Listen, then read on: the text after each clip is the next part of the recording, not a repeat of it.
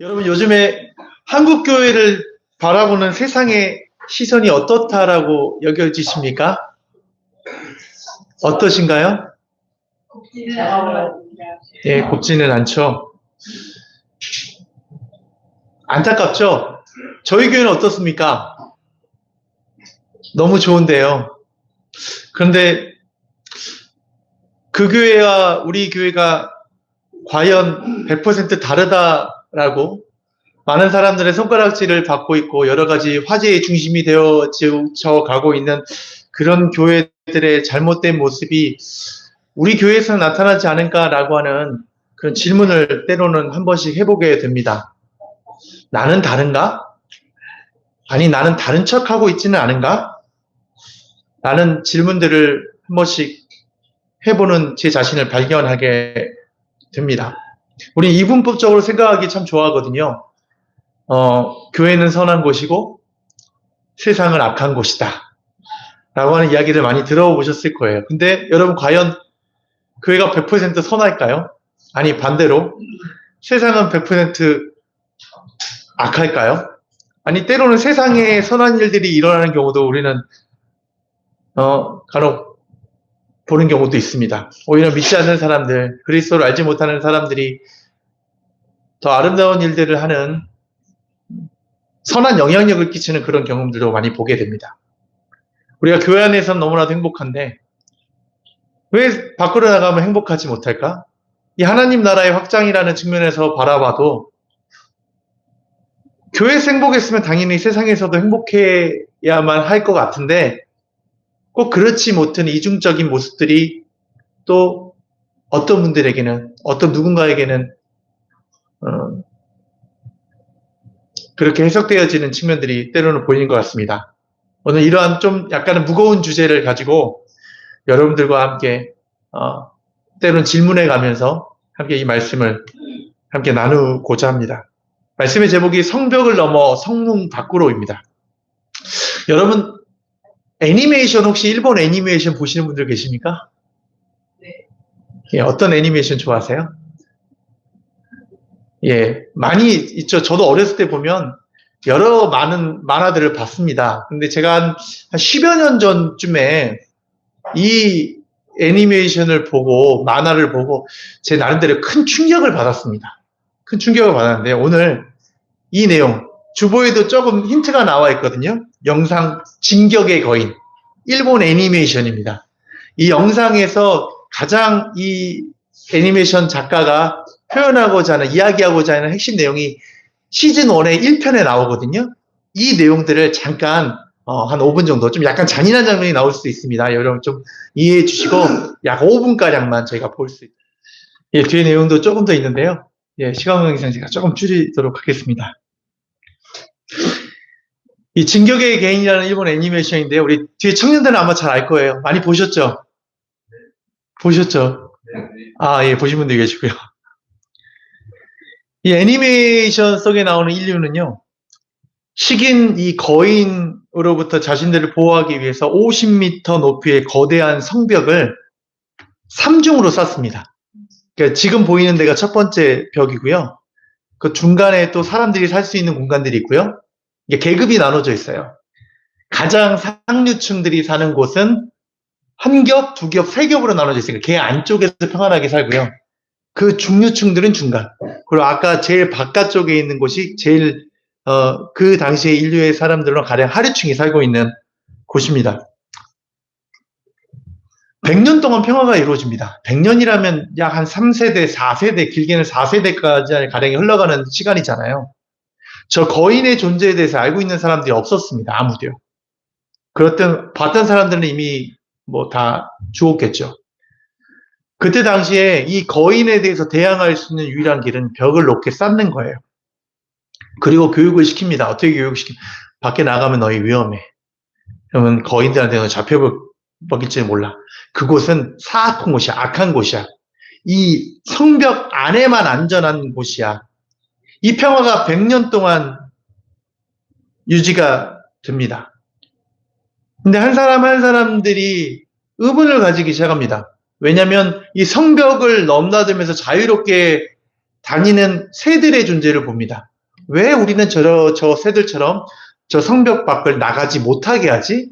나는 이 성벽 밖의 세상이 참 궁금하고 관심이 있는데, 아니, 이야기만 들었지, 이 괴물이 있고 거인들이 있다라고 하는 것들을 이야기만 들었지, 확실하지도 않잖아, 라고 하는 생각을 하면서 이 주인공이 의문을 가지기 시작합니다.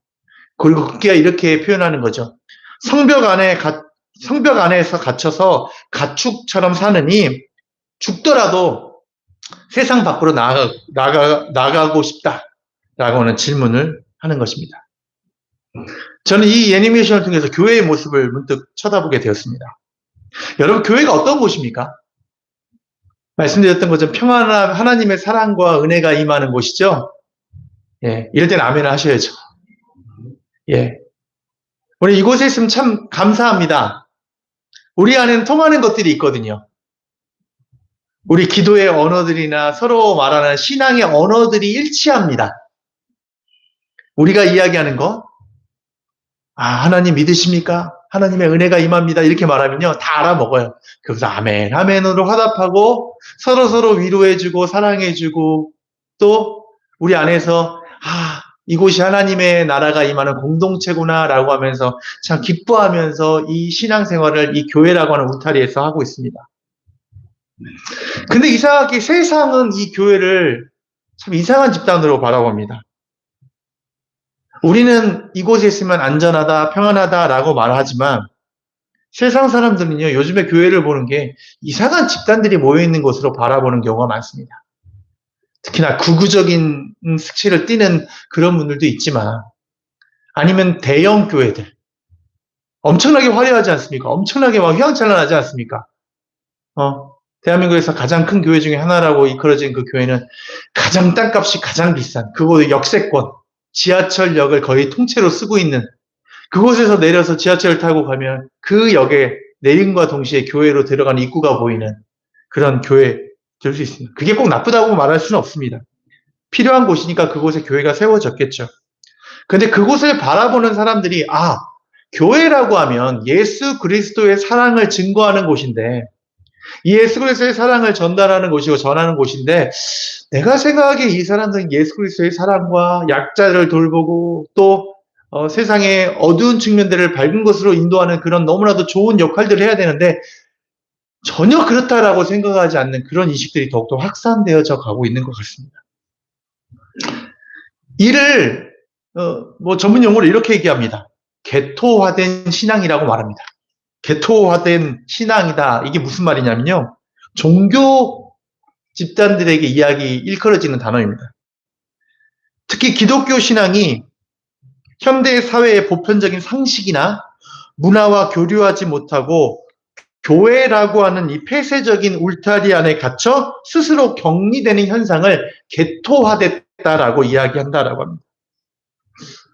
이런 질문 안에서 우리가 우리 교회는 아니다고 할지 모르지만, 우리 교회도 100% 안심하고 다르다라고 표현할지는 모르겠지만, 지금 세상이 바라보는 교회의 현실과 모습은요, 성을 쌓아놓은 이 성벽 안에서 밖으로 나가면 위험한 곳이야, 나가면 안 돼 라고 말하는 좀 이상한 집단으로 바라보는 그런 경우가 우리가 지금 현실을 목도하는 지금 현재의 모습이다라고 하는 것입니다. 여러분, 그럼 질문 한번 해보겠죠. 우리가 왜 저 사람들이 우리를 욕해? 라고 물어보는 거. 왜 그럴까? 왜 이런 상황 가운데 처하게 됐을까? 라고 하는 질문의 답을 저는 이 애니메이션에서 여러분들과 함께 찾아보려고 합니다. 우리가 성벽을 공고히 쌓는 데만 집착하고 있지는 않은가? 좀 전에 말했던 세력을 확장해 나가고 건물을 더 높고 화려하게 올리는데 열을 올리는, 성벽 안에 기득권을 지키기 위해서 때로는 세습을 강행하고 투명하지 못하는 운영을 보이는 교회의 모습들도 우리는 심심치 않게 목도합니다. 그거는 정말로 하나님의 나라가 임하는 거룩한 교회가 아니고 어찌 보면 성벽을 쌓았던 견고한 이입 집단으로 보일 수도 있습니다. 또 성벽 안에 있는 사람들은 이렇게 얘기합니다. 교회 안에 있는 사람들은 세상은 악하다라고 얘기합니다. 세상은 악한 곳, 세상은 타락한 곳, 더러운 곳, 이곳만 안전한 곳.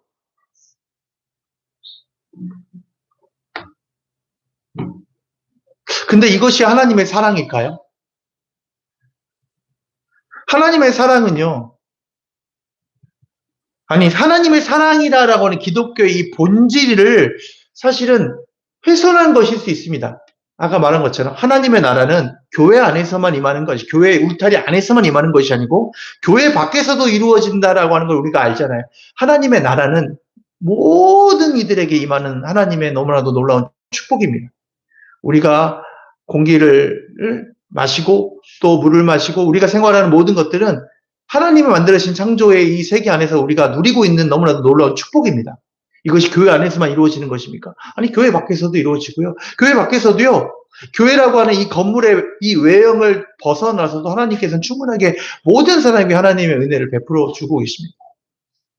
그렇다면 교회라고 하는 것은 그걸 조금 더 분명하고 확실하게, 아, 이것이 하나님의 사랑입니다 라고 하는 사실을 전하는 사람들이 모여있는 곳이 되어야 되고, 또 세상에 있는 사람들이 바라보지 못하는 약자들과 또 굶주린 자들을 위한 하나님의 사랑을 보여주고 실천할 수 있는 그 공동체가 되어야 되는데, 그렇지 못하고 있다라고 하는 사실, 너희들만 이곳에서만 와라, 이거 안으로만 들어와라 라고 하는, 이 성벽 안으로만 들어와라 라고 하는 것들을 강조하는 그러한 무리로 우리 교회를 바라보는 게 지금 현실일 수 있다라고 하는 것입니다.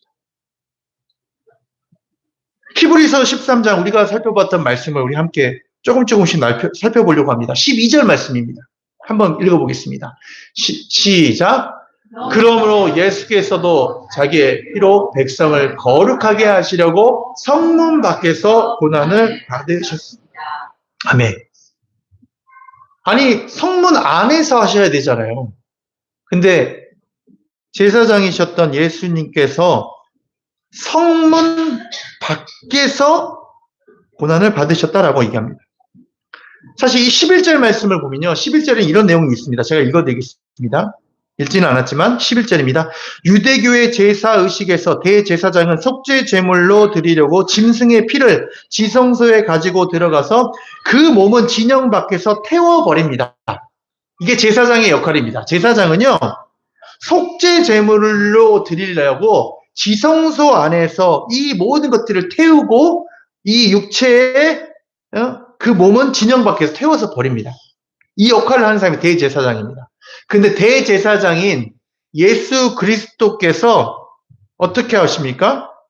성전 아닌, 지성소 아닌 가장 거룩해야 할 그런 종교적 중심지가 아니고 가장 불결하고 치욕스러운 쓰레기장과 같은 영문 밖, 성문 밖, 즉 골고다에서 희생 제물이 되어 주셨습니다.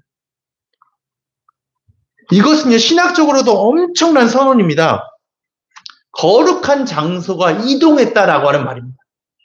그 당시에 예수님께서는 기득권이 있는 그곳에서 대제사장이면 예배를 집정하면 되고 제사를 지내면 되잖아요.